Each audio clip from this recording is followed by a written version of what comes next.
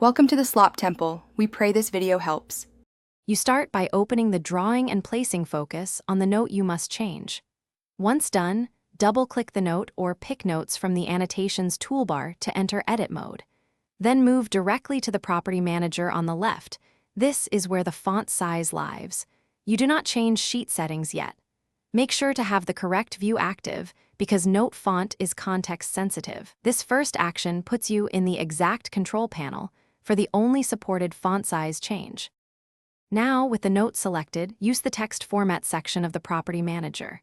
You will see Font, Style, and Size fields. Change size to the exact point value you need. Once you type the new size, press Enter or click outside to preview.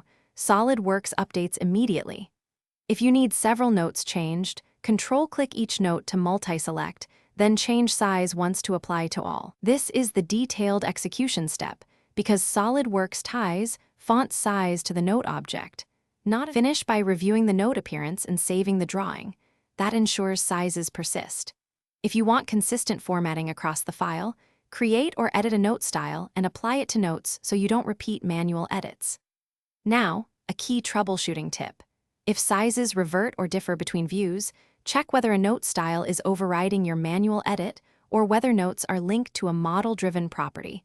Unlink or update the style accordingly. That resolves most unexpected font size changes. Thanks for watching.